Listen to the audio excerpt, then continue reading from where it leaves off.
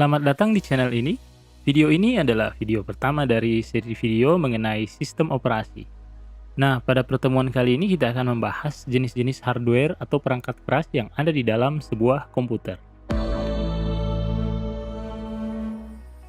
Sebelum kita masuk ke jenis-jenis hardware, ada baiknya kita bahas dulu struktur di dalam sebuah komputer. Nah, menurut Silberschatz, Galvin, dan Gagne, dalam bukunya Operating Systems, struktur hardware komputer pada umumnya adalah seperti ini. Perlu diingat bahwa diagram ini telah disederhanakan ya. Jadi mungkin tidak semua komponen ada di dalam diagram ini, tapi setidaknya komponen-komponen yang penting itu digambarkan di dalam diagram ini. Sebelum kita membahas setiap komponen, ada satu bagian yang penting yang perlu kita bahas, yaitu namanya sistem bus. Nah, kita tahu bersama bahwa sebuah komputer adalah alat yang kita gunakan untuk memproses data, entah itu data video, gambar,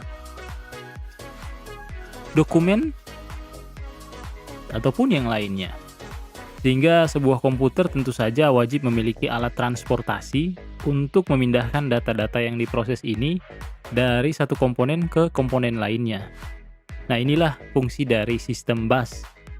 Gunanya untuk memindahkan data.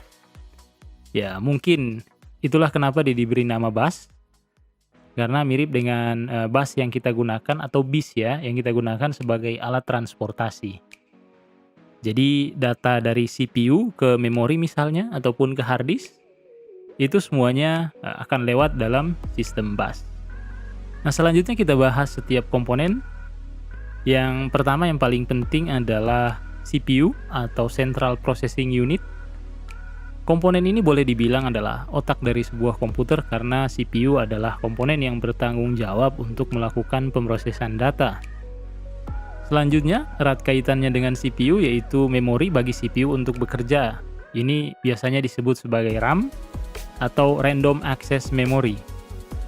RAM ini bukan tempat penyimpanan permanen ya, tapi dia adalah tempat bagi CPU untuk menyimpan data sementara saat CPU bekerja. Jadi ketika mati lampu, maka semua data yang ada di dalam RAM akan hilang. Sehingga RAM ini dikategorikan sebagai volatile memory, di mana volatile artinya mudah menguap. RAM ini mirip dengan ketika kita mengerjakan sebuah soal matematika yang sulit, maka kita akan membutuhkan kertas coret-coretan ya sebelum kemudian menuliskan hasil coret-coretan tadi di kertas jawaban. Selain penyimpanan sementara atau RAM tadi, kita juga butuh penyimpanan permanen. Karena sifatnya yang permanen, maka dia dikategorikan sebagai non-volatile memory. Nah, pada komputer biasanya penyimpanan permanen ini berupa sebuah hard disk. Contoh penyimpanan permanen lainnya adalah USB flash disk, memory card, DVD atau CD, dan seterusnya. Hard disk atau DVD ini di dalam komputer terhubung dengan sistem bus melalui apa yang disebut dengan disk controller. Disk controller ini berfungsi untuk mengontrol kerja dari hard disk. Ya, selanjutnya komponen yang tidak kalah pentingnya adalah alat-alat input seperti keyboard, mouse, touchscreen, ataupun gamepad untuk main game. Melalui alat-alat ini kita bisa menginputkan data ke dalam komputer. Nah, zaman sekarang alat-alat seperti ini umumnya terhubung melalui USB atau Universal Serial Bus. Nah, dulu untuk mouse dan keyboard ada colokan khusus namanya port PS2. Nah, sedangkan untuk printer kita harus menggunakan parallel port. Tapi sekarang cukup dengan satu kabel ya, kabel USB untuk hampir semua jenis peralatan. Terakhir ada Video Graphics Adapter atau disingkat VGA. VGA ini tugasnya adalah untuk memproses data grafik sehingga bisa ditampilkan ke dalam monitor. Di dalam VGA ini ada komponen lagi yang disingkat dengan GPU atau Graphical Processing Unit. Ini adalah komputer yang akan kita lihat isinya. Komputer ini sudah lumayan lama ya, keluaran tahun 2004 sehingga umurnya sudah 17 tahun. Nah, tapi meskipun demikian, komputer ini masih tetap saya gunakan sampai sekarang. Karena ada beberapa game, ya game jadul sih, yang tidak bisa jalan di sistem operasi terbaru. Di komputer ini terinstall Windows ME, Windows Millennium Edition. Mungkin belum pernah dengar ya Windows ME, karena memang dia keluaran lama juga ya. Bahkan lebih lama dari komputer ini, yaitu tahun 2000. Meskipun komputer ini sudah lama, tapi masih bisa kita gunakan untuk belajar.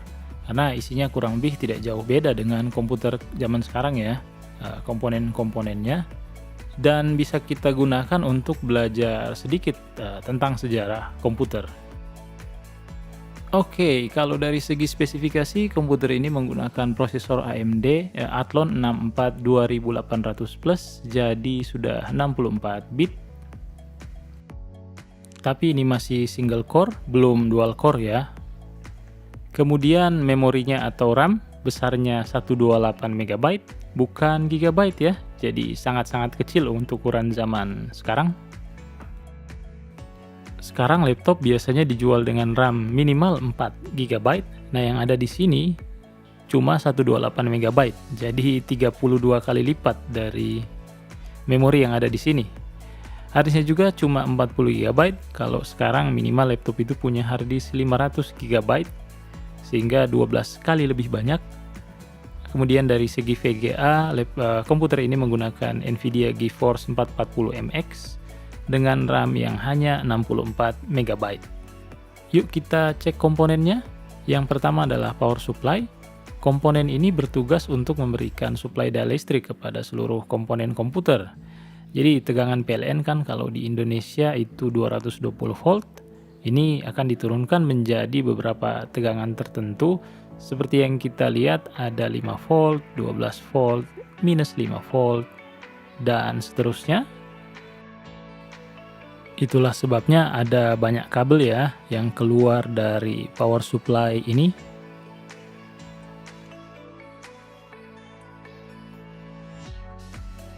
Nah, power supply ini terhubung dengan komputer melalui konektor yang disebut dengan konektor ATX. Ini kebetulan sudah saya lepas ya. Nah, power supply ini punya daya maksimum. Ini bisa dilihat sebesar 250 watt. 250 watt ya.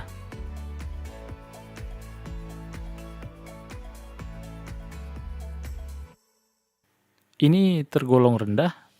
Umumnya power supply yang beredar zaman sekarang itu biasanya setidaknya minimal 400 atau 450 watt.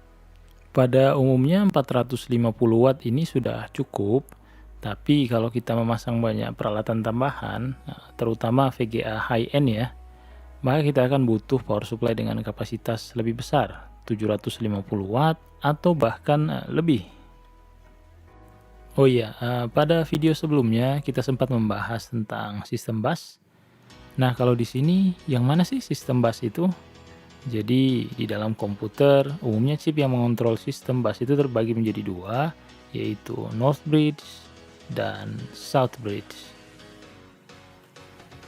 Nah, kenapa disebut North Bridge atau jembatan sebelah utara? Karena kalau kita bayangkan seperti sebuah peta ya.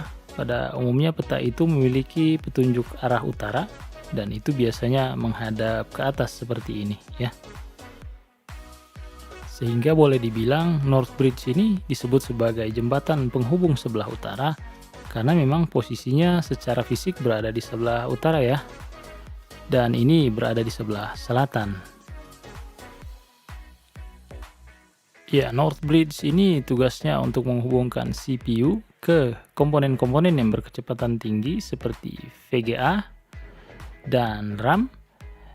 Nah, koneksi dari CPU ke VGA kalau di komputer ini disebut dengan AGP bus. Nah, itu kalau di komputer ini ya. Tapi zaman sekarang sudah tidak ada lagi yang namanya AGP bus dan digantikan dengan PCI Express. Gitu ya, sudah PCI Express. Nah, kemudian koneksi dari CPU ke RAM itu disebut dengan front side bus atau disingkat FSB. Selanjutnya North Bridge ini terhubung juga dengan South Bridge. Dan dari Southbridge ini CPU akan bisa mengakses beberapa peralatan tambahan lainnya. Namun peralatan tambahan yang terkoneksi melalui Southbridge ini lebih lambat dibandingkan dengan yang ada pada Northbridge. Nah, peralatan yang ada di sini misalnya hard disk itu terhubung melalui ATA bus ya, di mana ATA bus itu sendiri terbagi menjadi dua, ada yang paralel ATA soketnya ya, dan ada yang serial ATA atau SATA. Jadi ini soket untuk konektor PATA, ini soket SATA. Tapi sekarang hard disk PATA itu sudah tidak ada lagi ya, jarang digunakan, sudah digantikan dengan SATA semuanya.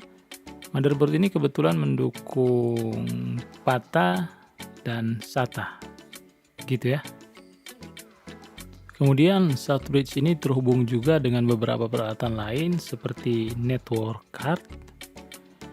Kalau di sini network card chip itu yang ini, ya semoga bisa fokus. Ini chipnya adalah VIA VT6103. Dan konektor jaringan atau kabel LAN juga ada di sini. Ini biasa disebut juga konektor RJ45.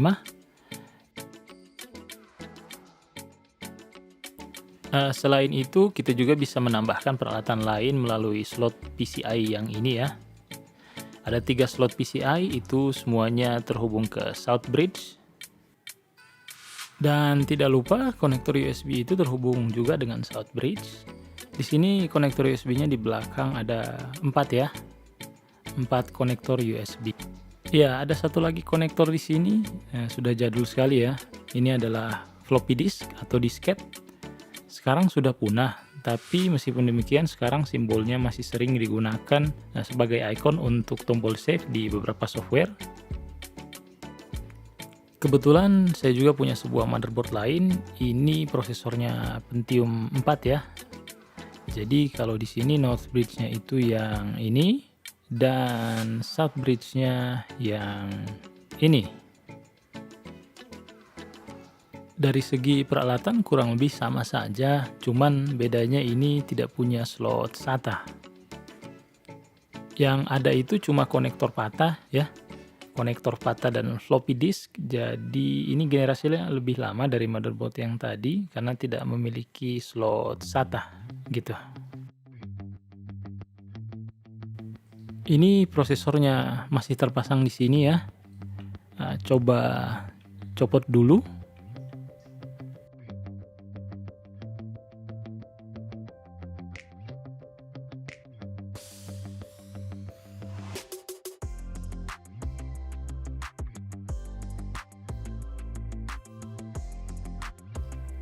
Labelnya agak sulit dibaca. Kita lihat fotonya saja dulu. Ini adalah Pentium 4 keluaran tahun 2001 dengan kecepatan 2,8 GHz, memori cache 512 KB, dan kecepatan FSB atau frontside busnya adalah 533 MHz. Kita cek bagian bawahnya seperti apa. Ini menggunakan soket yang disebut sebagai soket 478. Dinamakan demikian karena memang totalnya ada 478 konektor atau pin yang terdapat pada prosesor ini. Kalau di motherboard ini CPU-nya sudah terpasang dan berada di bawah heatsink atau pendingin. Jadi selain VGA, CPU adalah komponen pemakai listrik yang boleh dibilang lumayan banyak dalam komputer.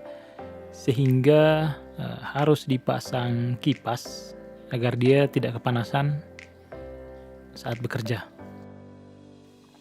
Komponen selanjutnya adalah RAM ya. Ini komponennya bisa dicopot. Dengan menekan tab ini, tekan dulu. Kemudian sebelahnya lagi ditekan.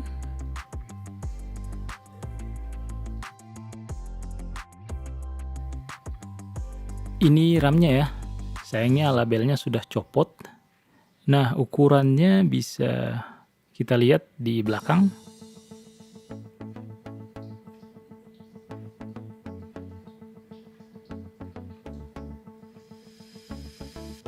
Ini ukurannya 128 MB dengan kecepatan DDR333, di mana 333 ini menunjukkan bandwidth-nya. Nah, RAM ini menggunakan teknologi DDR1 ya. Setelah DDR1 ada DDR2, DDR3, 4, dan yang sekarang terbaru adalah DDR5. Ini kita pasang kembali, caranya seperti ini. Langsung ditekan saja ya.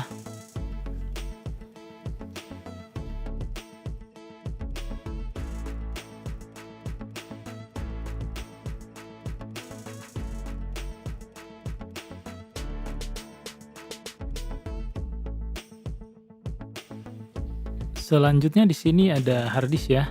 Mungkin ini bisa kita copot.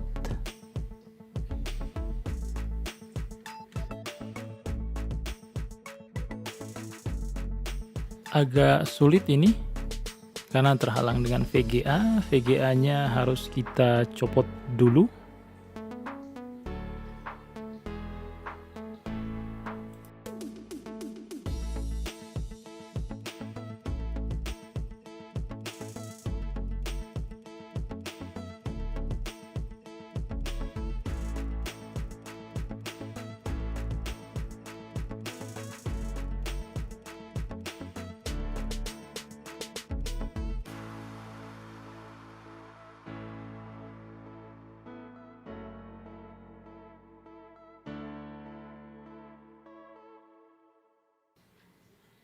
Oh iya, konektornya harus dicopot dulu.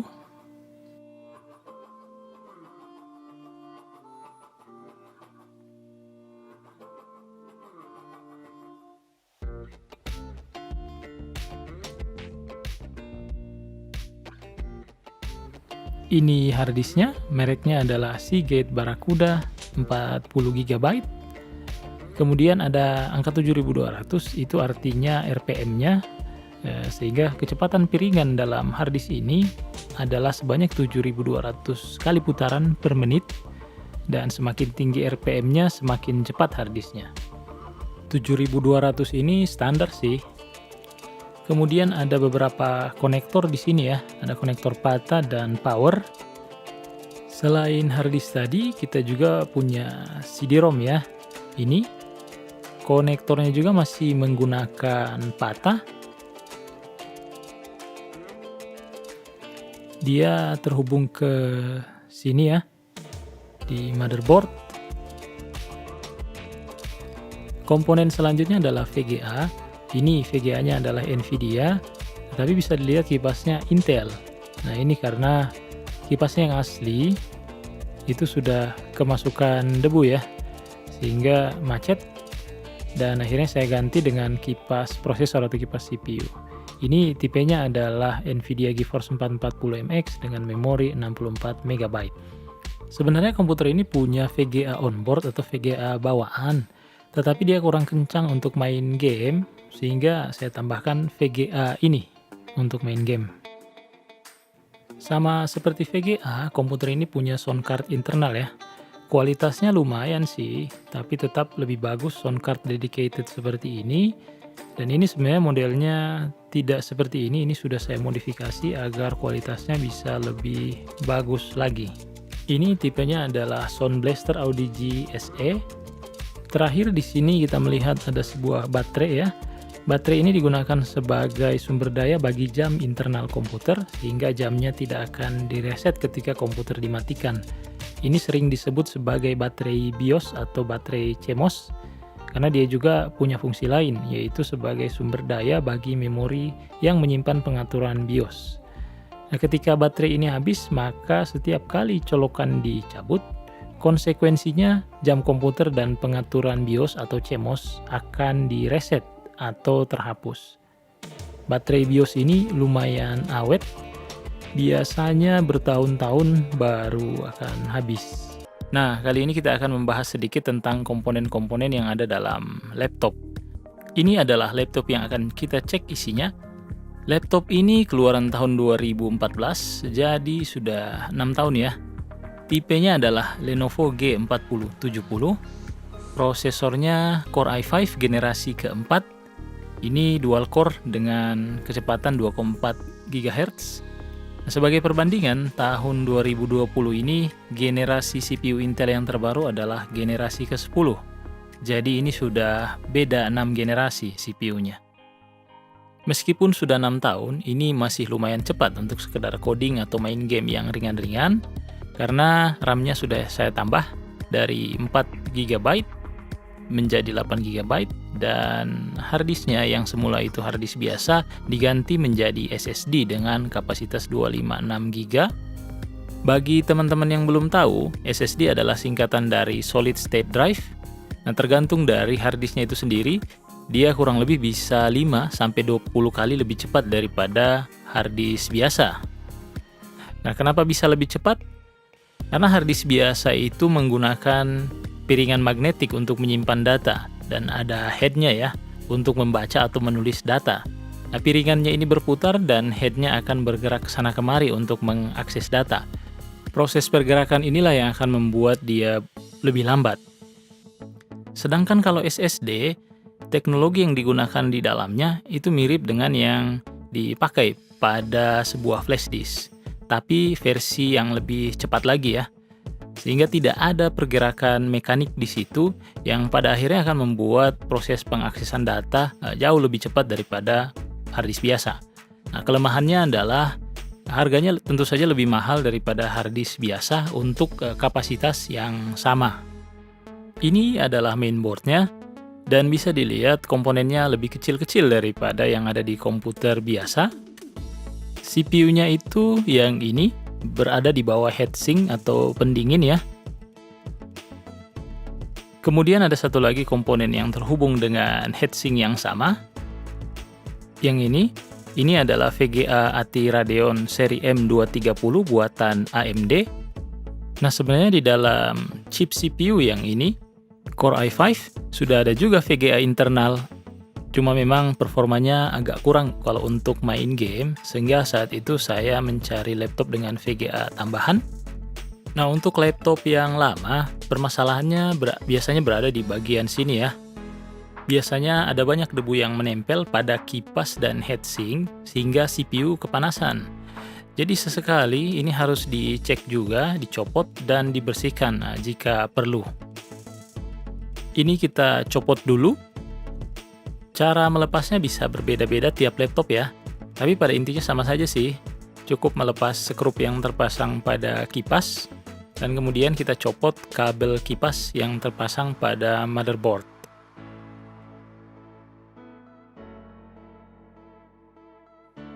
Nah, skrupnya sudah selesai dicopot, sekarang kita copot kabelnya.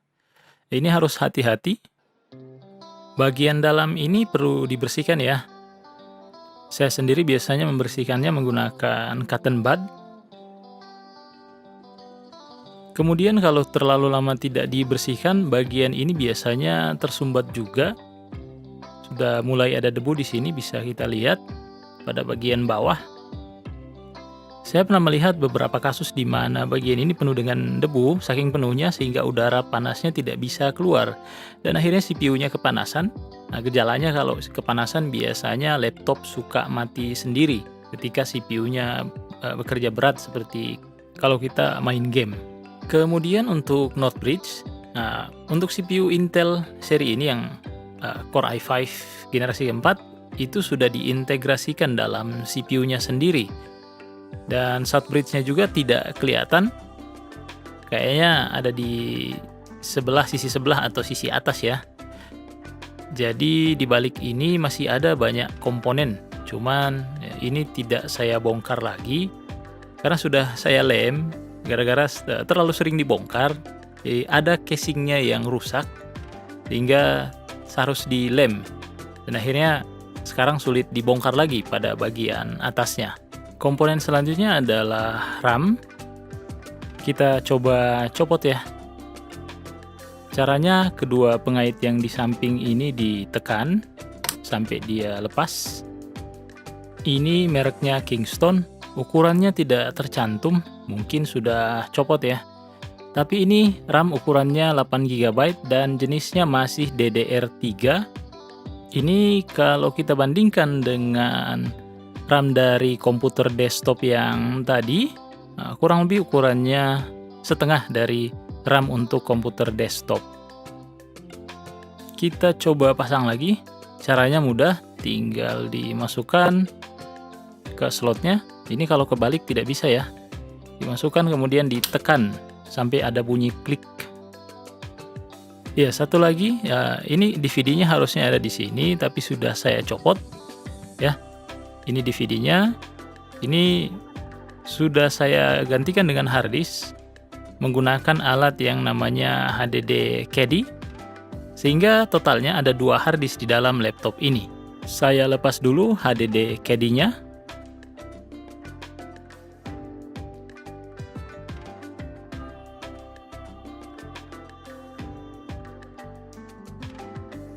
Ini adalah HDD Caddy-nya, dan ini bisa kita pasang hard disk biasa maupun SSD. Kebetulan di sini terpasang sebuah SSD merek Kingston. Nah, ukurannya 256 GB. Ini harganya bervariasi, ada yang 35 ribuan, ada yang sampai ratusan ribu. Selain itu ukurannya juga ada 2 macam, ada yang slim dan ada yang biasa. Nah, untuk memastikan dia cocok atau tidak dengan laptop kita, itu harus kita konsultasikan dengan pihak yang penjualnya ya. Selanjutnya kalau kita perhatikan, di sini ada sebuah papan sirkuit kecil dan dia terhubung dengan 2 buah kabel. Ini adalah WiFi card plus Bluetooth.